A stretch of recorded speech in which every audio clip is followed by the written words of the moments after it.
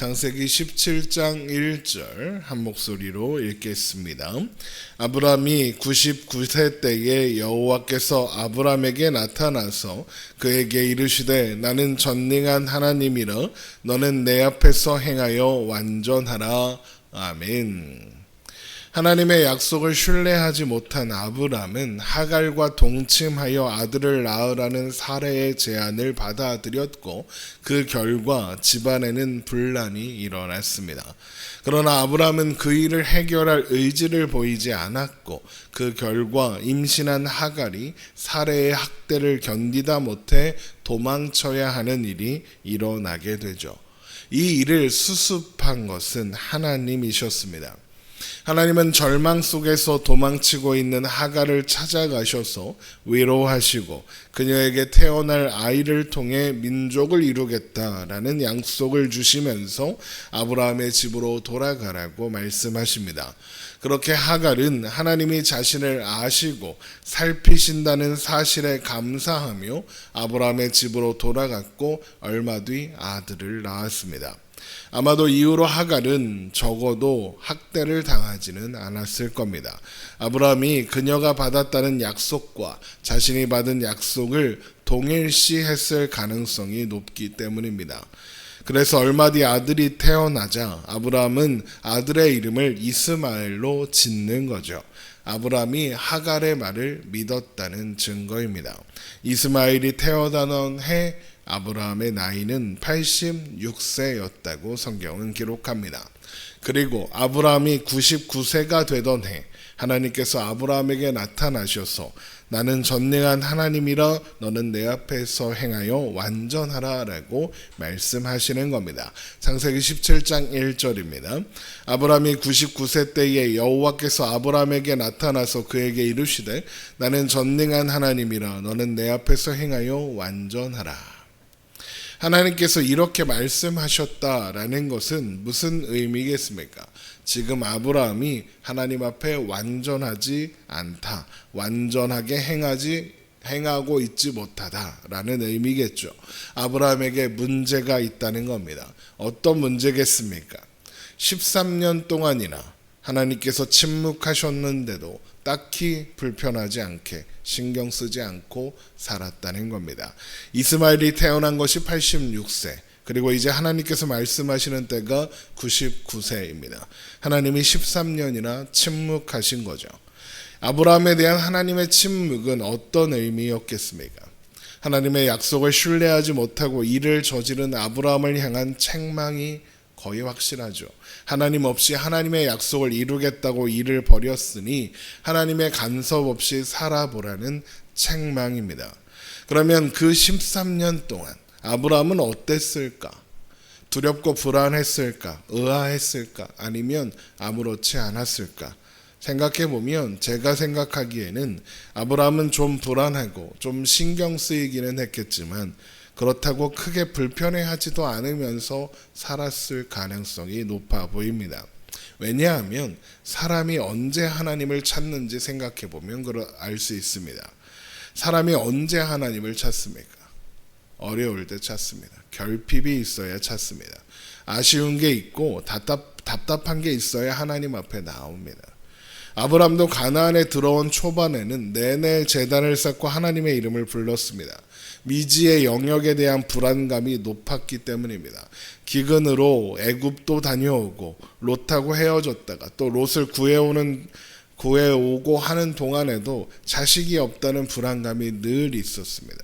그래서 하나님께서 두려워하지 말라고 내가 너의 상급이고 너의 방패라고 격려하시기까지 하셨습니다. 그런데 지금의 아브라함은 어떻습니까? 그 모든 불안들이 해소되었습니다. 가나안에 잘 정착했고 제일 걱정하던 아들도 생겼습니다. 그 아이가 잘 자라 벌써 13살이 되었습니다. 벌써 한몫을 톡톡히 해낼 수 있는 나이가 되었다는 겁니다. 그래서 아브라함은 하나님이 말씀하지 않는 상황을 크게 불편해하지 않았을 겁니다. 오히려 이 상황이 너무나도 좋고 너무나도 기쁘고 너무나도 행복하고 너무나도 안정적이어서 이게 하나님이 함께 하시는 거구나 라고 생각하면서 그냥 살았을 겁니다.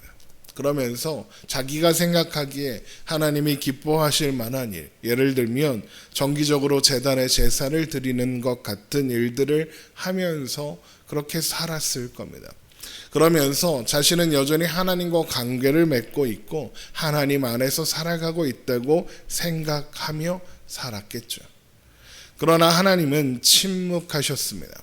하나님의 침묵이 물론 아브라함을 방치하셨다라는 것을 의미하지는 않습니다. 그 와중에도 하나님은 아브라함을 지켜보셨을 겁니다. 그런데 아브라함이 아무런 문제의식도 없이 하나님과 잘 지내고 있는 줄 알고 하나님과 관계가 좋은 줄 알고 하나님 앞에 온전히 행하고 있는 줄 알고 그렇게 살아가고 있습니다. 그래서 하나님이 13년의 침묵을 끝내고 처음 하시는 말씀이 나는 전능한 하나님이라 너는 내 앞에서 행하여 완전하라 인 겁니다. 이 말씀에는 두 가지 중요한 메시지가 담겨 있죠. 첫 번째 메시지는 나는 전능한 하나님이라 입니다. 하나님은 전능하신 분이다 라는 거죠. 이것은 아브라함과 사라의 나이를 포함한 그 어떤 상황이나 상태와는 아무 상관없이 하나님이 하고자 하시면 하나님은 하나님의 일을, 모든 일을 하실 수 있다라는 의미입니다. 그러니까 아브라함은 전능하신 하나님이 행하실 일을 기대하고 기다렸으면 됩니다. 하갈을 통해 아이를 낳을 필요가 없었다는 말이죠. 바로 그것을 지적하시고 가르치시라는 겁니다. 그리고 두 번째 메시지가 뭡니까? 너는 내 앞에서 행하여 완전하라입니다. 아브라함은 하나님 앞에서 행하고 있지도 않고 완전하지도 않다고 지적하신 겁니다. 하나님의 침묵에도 불구하고 아무런 문제의식도 없이 잘하고 있다라고 생각했던 아브라함에게 그렇지 않다고, 너는 지금 문제가 많다고, 너는 괜찮은 게 아니라고 말씀하시는 겁니다. 사실 이것은 우리들 또한 놓치기 쉬운 내용입니다. 우리는 쉽게 우리의 삶에 특별한 문제가 없이 편안하면 괜찮다고 생각합니다. 내가 하나님 앞에서 나름 잘하고 있으니까 이런 평안이 있다라고 생각하면서 그렇습니다. 하지만 오히려 그럴 때 우리는 정신을 더 바짝 차릴 필요가 있습니다. 왜냐하면 꽤 괜찮은 삶을 살고 있다고 착각하고 있는 걸지도 모르기 때문입니다. 지금 아브라함 같은 상태일지도 모르는 겁니다. 하나님과 상관없는 삶을 살고 있으면서 하나님 앞에서 꽤 괜찮은 삶을 살고 있다는 그런 착각을 하고 있는 걸 수도 있다는 거죠. 물론 그렇다고 해서 늘 두려워하고 늘 불안해하면서 살아야 한다. 또 혹은 삶에는 늘 문제가 있어야 건전하다. 그런 말을 하려는 게 아닙니다. 아무 문제가 없고 그래서 평안하면 좋은 겁니다. 그런데 그 평안을 항상 의심할 필요가 있다는 겁니다. 왜냐하면 아담의 범죄 이후로 세상은 평안한 적이 없습니다. 그리고 세상은 단 한 번도 우리를 평안하도록 내버려 둔 적이 없습니다. 어떻게든 넘어뜨리려고 흔들었습니다. 그런데 아무런 문제가 없다, 평안하다, 모든 일이 잘 되고 그런다. 그러면 오히려 더 스스로를 살피고 주의를 살피고 조심해야 합니다. 왜냐하면 그때가 교만해지는 때이고 그때가 하나님과 멀어질 수 있는 때가 될 수 있기 때문입니다. 그 평안이 세상이 우리를 넘어뜨리려고 하는 유혹과 시도일 수 있다는 말입니다. 그래서 사도 바울이 선줄로 생각하는 자는 넘어질까 조심하라 라고 경고한 겁니다. 정신을 똑바로 차리라는 거죠.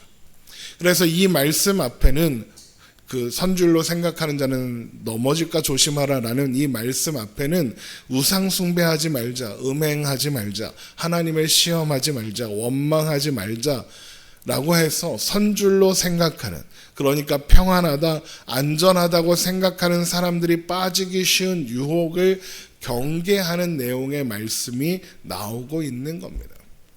신자의 평안은 환경과 상황의 영향을 받는 평안이 아닙니다. 제가 이런 이야기를 할 때마다 찾는 말씀이 있죠. 우리 빌립보서 4장 11절을 한번 보겠습니다. 빌립보서 4장 11절입니다.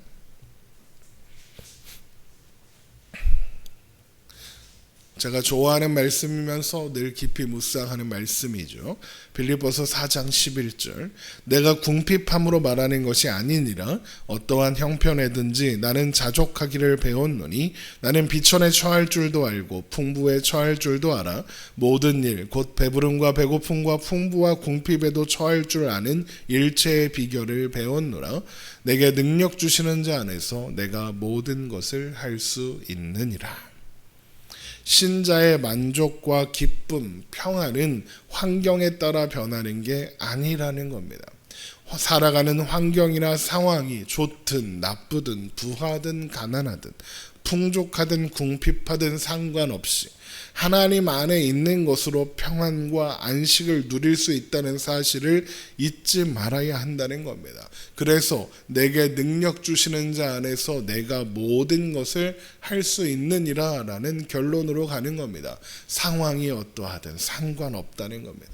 내가 하나님 안에 있으므로 그것이 나에게 안식을 주고 평안을 주며 내가 하나님께서 나에게 맡기신 일을 하는 데에 방해가 되거나 도움이 되지 않는다는 겁니다. 이것을 항상 의식하고 잊지 않는다면 내가 누리고 있는 평안이 착각인지 아니면 하나님이 주시는 평안인지 분별할 수 있을 겁니다. 그래서 늘 정신을 똑바로 차리고 있어야 한다. 선줄로 생각하는 자는 넘어질까 염려해야 한다라고 하는 겁니다. 안 그러면 쉽게 헷갈릴 수 있고 유혹에 넘어갈 수 있기 때문입니다. 그래서 바울이나 베드로 같은 사람들이 자꾸 정신을 차리고 있어라 라는 권면을 우리에게 주는 겁니다. 하나님은 전능하신 하나님이십니다. 우리는 그 앞에서 살아가고 있는 존재들이고 그 안에서만 행복할 수 있는 존재들입니다.